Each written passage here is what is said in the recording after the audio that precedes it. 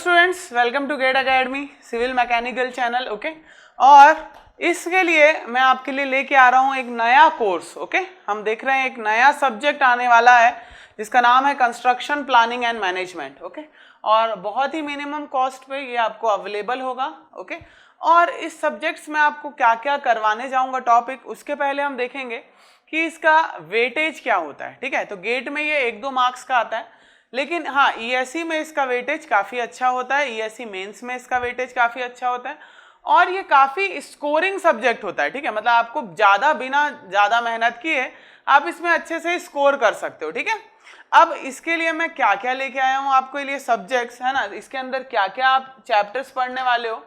सो ये रहेगा हमारा सिलेबस जो कि आप देख सकते हो। पहला चैप्टर हम देखेंगे project management and network theory. Okay, और सेकेंड चैप्टर जो होगा वो होगा program evaluation and review technique, जिसको आप पर्ट बोलते हो। ओके, थर्ड आपका होगा क्रिटिकल पाथ मेथड और फोर्थ होगा आपका कंस्ट्रक्शन मैनेजमेंट। ओके, इसके अंदर क्या क्या टॉपिक आएंगे अभी हम देखेंगे। तो ये 4 चैप्टर आपके आते हैं गेट के सिलेबस में। ठीक है, गेट का जो आप सिलेबस देखोगे कंस्ट्रक्शन प्लानिंग मैनेजमेंट का, तो आपको ये 4 चैप्टर दिखेंगे। और जो मैंने 5th और 6th चैप्टर ऐड किया है इस कोर्स में, वो आपको ईएससी में हेल्प करेगा। ठीक है, सो ये गेट के लिए भी है, ईएससी के लिए भी है, प्लस कोई अगर 6 सेमेस्टर के बच्चे हैं तो उनको भी होता है, ये अवेलेबल होता है आपके सेमेस्टर में, है ना, तो वहां पे भी आपको हेल्प होगी। ओके, सो देखेंगे हम फर्स्ट चैप्टर में क्या क्या पढ़ने वाले हैं। तो फर्स्ट चैप्टर जो कि आपका है project management and network theory, इसमें मैं आपको पहले हम देखेंगे इंट्रोडक्शन, उसमें देखेंगे प्रोजेक्ट मैनेजमेंट का क्या रोल होता है। ओके, अब प्रोजेक्ट मैनेजमेंट कैसे काम आता है। Okay, so project management generally कहाँ पे काम आएगा प्रोजेक्ट मैनेजमेंट आपको। देखो, आप क्या कर रहे हो, एक बहुत बड़ा कंस्ट्रक्शन साइट चला रहे हो या कोई बहुत बड़ी कंस्ट्रक्शन वर्क हो रहा है, तो उसको मैनेज करना जरूरी है क्योंकि बहुत सारा पैसा इन्वॉल्व है। ओके, बहुत सारा टाइम के साथ पैसा इन्वॉल्व है। मतलब अगर टाइम ज्यादा लगता है मुझे किसी प्रोजेक्ट में, तो ऑब्वियसली उस प्रोजेक्ट की कंस्ट्रक्शन कॉस्ट बढ़ जाती है। क्यों बढ़ जाती है? क्योंकि डेली आपको लेबर लग रहा है ना, तो लेबर को तो डेली पेमेंट करना ही है आपको, है ना, और आपने जो पैसा उठाया हुआ है बाजार से बनाने के लिए, उसके लिए भी क्या हो रहा है, उसके भी आपको इंटरेस्ट लग रहा है डे बाय डे। तो जब तक आप बना के उससे रिवेन्यू कलेक्ट नहीं करोगे तब तक आप लोन को रीपे नहीं कर पाओगे। ओके, तो हम देखेंगे different phases of project management next topic में, जिसमें मैं आपको बताऊंगा कि हाँ कब शेड्यूलिंग की जाती है, कैसे हम प्लानिंग करते हैं, और इन दोनों को कंट्रोलिंग के टाइम मतलब एग्जीक्यूशन के टाइम पे आप कैसे देखते हो कि आपने जो प्लान किया था, आपने जो शेड्यूल किया था, वो अपने सही जगह पे हो रहा है या नहीं हो रहा है, या आपका प्रोजेक्ट डिले हो रहा है, उसको आप कैसे जल्दी कर सकते हो। ये सारी चीजें हम देखेंगे फेजेस ऑफ प्रोजेक्ट मैनेजमेंट में। ओके, नेक्स्ट मैं आपको बताऊंगा कि आप क्या क्या टेक्निक यूज कर सकते हो for project management. Different techniques होती हैं, इसमें हम देखेंगे bar chart, okay, Gentry chart, CPM part का थोड़ा सा इंट्रोडक्शन। उसके बाद मैं आपको बताऊंगा एलिमेंट्स ऑफ नेटवर्क, मतलब एक्टिविटी क्या होता है, डमी एक्टिविटी क्या होती है, इवेंट क्या होता है। उसके बाद हम देखेंगे रूल्स जो कि बहुत इंपॉर्टेंट है, क्योंकि अगर आप मानते हो कि सीपीएम और पर्ट मेथड इंपॉर्टेंट है, तो उसको सॉल्व करने के लिए आपको नेटवर्क बनाना आना चाहिए, क्योंकि मैक्सिमम क्वेश्चन जैसे इस ईयर का मैं गेट देखूं तो उसमें भी आपको नेटवर्क नहीं दिया हुआ था, है ना, तो आपको नेटवर्क बनाना आना चाहिए। तो इसीलिए फर्स्ट चैप्टर इंपॉर्टेंट हो जाता है, क्योंकि इससे आपकी बेसिक्स स्ट्रांग हो जाएंगे। ओके, कि नेटवर्क कैसे बनाना है ये देखेंगे हम इसमें। उसके बाद मैं आपको पढ़ाऊंगा नेक्स्ट चैप्टर जो है program evolution and review technique, इसको पर्ट बोला जाता है। ओके, सो पर्ट कहाँ कहाँ यूज होता है। ओके, पर्ट क्या क्या इसके टाइम एस्टिमेट्स होते हैं पर्ट में, क्योंकि पर्ट जनरली रिसर्च वर्क के लिए यूज किया जाता है। ठीक है, सो रिसर्च में आपको पता नहीं होता है कि आपको कितना टाइम लगेगा, इसलिए इसमें एक और टॉपिक मैंने जोड़ा है प्रोबेबिलिटी फैक्टर, जिससे आपको पता चलेगा कि हाँ मैं 90% श्योर हूं, या बोल सकते हो आप कि मैं 90% मेरी को ये कंफर्म है कि मेरा प्रोजेक्ट इतने वीक्स में कंप्लीट हो जाएगा। ऐसे आप क्या प्रोबेबिलिटी लेके बोल सकते हो, ये हम देखेंगे प्रोबेबिलिटी फैक्टर में। ओके, और पर्ट के बारे में सारी चीजें पढ़ेंगे। पर्ट सीपीएम बहुत इंपॉर्टेंट हो जाता है जब भी ये जो टॉपिक है, ये सब्जेक्ट जब भी आपके किसी भी एग्जाम के सिलेबस में ऐड होता है, तो पर्ट सीपीएम से क्वेश्चन आना फिक्स है। और एक क्वेश्चन फिक्स आता है गेट में every year from PERT and CPM. Okay, so आपके ये कंफर्म कर देता है 1 से 2 मार्क्स, और बिना ज्यादा मेहनत के आप आराम से 1-2 मार्क ग्रैब कर सकते हो।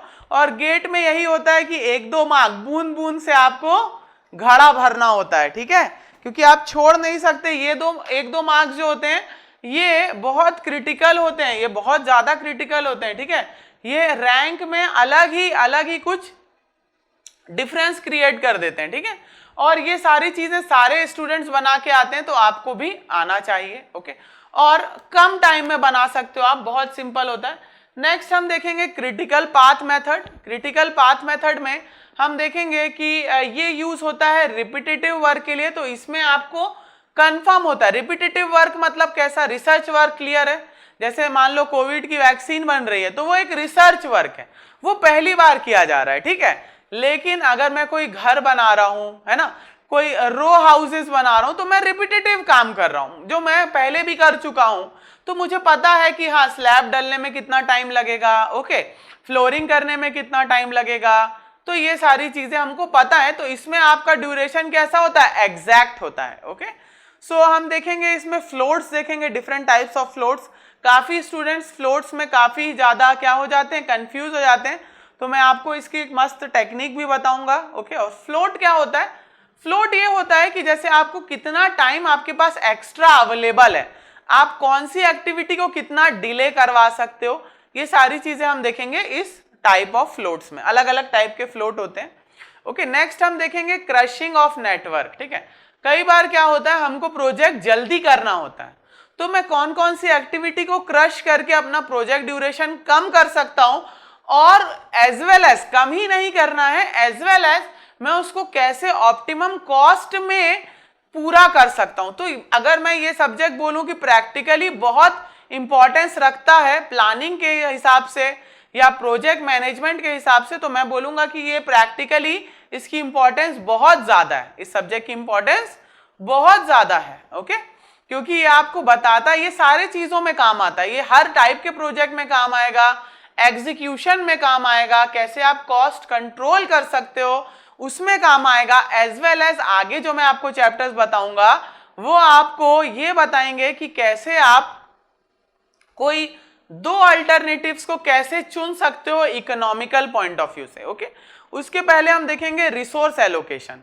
रिसोर्स एलोकेशन बहुत जरूरी हो जाता है कंस्ट्रक्शन साइट पे। क्यों? क्योंकि आप एक एक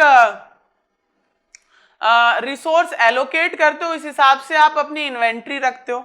मतलब जैसे आपको सीमेंट कितना चाहिए ये आप पहले से बता दोगे, वरना क्या होता है, वरना साइट में लेबर तो आपने बुला लिया, मटेरियल खत्म हो गया, तो उस दिन का लेबर क्या हो गया? उस दिन का लेबर कॉस्ट वेस्ट हो गया। हमको वैसे ही छोटे छोटे पैसे करके बचाना है और अपने प्रोजेक्ट को ऑप्टिमम कॉस्ट में कंप्लीट करना है। ओके, यही हमारा मेन एम होता है for construction project. Okay, so next आप देखेंगे, नेक्स्ट जो चैप्टर है वो है construction management. Okay, next chapter जो कंस्ट्रक्शन मैनेजमेंट है उसमें हम देखेंगे कि हाँ, अगर टेंडर आप उठाते हो, है ना, ये उनके लिए भी बहुत इंपॉर्टेंट है ये सब्जेक्ट, जो बी के बाद, जो बी इंजीनियरिंग करने के बाद चाहते हैं कि अपनी कोई फर्म खोले, है ना, तो आप कैसे पैसा बचाओगे भाई, कैसे आप कॉन्ट्रैक्ट लोगे, क्या क्या टेंडर होते हैं। ओके, और अगर आप जमीनी हकीकत में आओगे तो आपको टेंडर कभी कभी -20%। ओके, मतलब मान लो टेंडर था 5 लाख का, आप बोलोगे कि मैं 4 लाख में बना के दूंगा।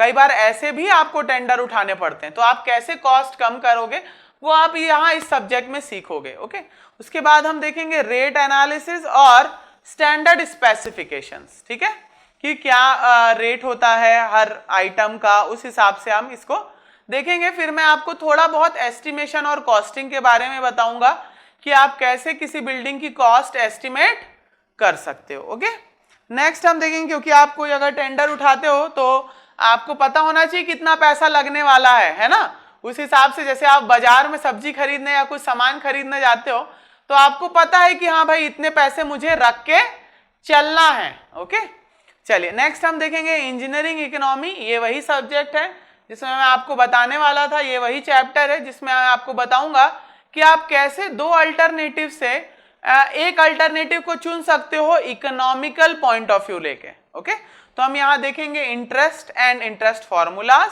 हम कंपेयर करेंगे अल्टरनेटिव्स को और हम देखेंगे डेप्रिसिएशन। ओके, कि कैसे कोई मशीन या कोई आपके इक्विपमेंट है उसकी कॉस्ट कैसे कम हो जाती है ना, टाइम के साथ। इससे बहुत इंपॉर्टेंट न्यूमेरिकल्स आते हैं ईएसई में डेप्रिसिएशन से। ओके, तो इसको भी हम देखेंगे और मैं आपको बहुत ही अच्छे अच्छे न्यूमेरिकल करवाऊंगा क्लास में ही। ओके, सो आप चाहें तो ज्वाइन कर सकते हैं ये कोर्स।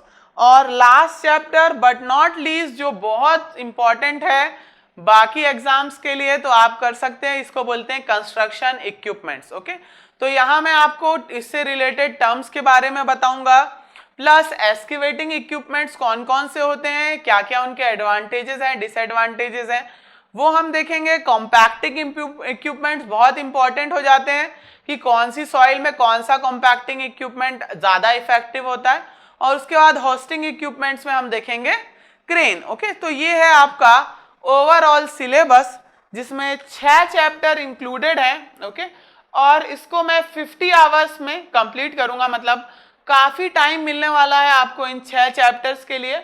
प्लस हम इससे रिलेटेड न्यूमेरिकल्स भी देखेंगे। ओके, सो आप इस कोर्स को काफी इफेक्टिव प्राइस में ले सकते हैं जो कि है 999। ओके, और लाइव ऐप में आप चाहें तो इसका पहले दिन फ्री में क्लास अटेंड कर सकते हैं जो कि कल होगी 22 को 5 से लेके 7 बजे तक। ओके, शाम को 5 बजे से लेके 7 बजे तक। तो मिलते हैं हम फ्री क्लास में, कल लाइव ऐप में है, आप चाहें तो लाइव लर्निंग ऐप डाउनलोड कर सकते हैं प्ले स्टोर से।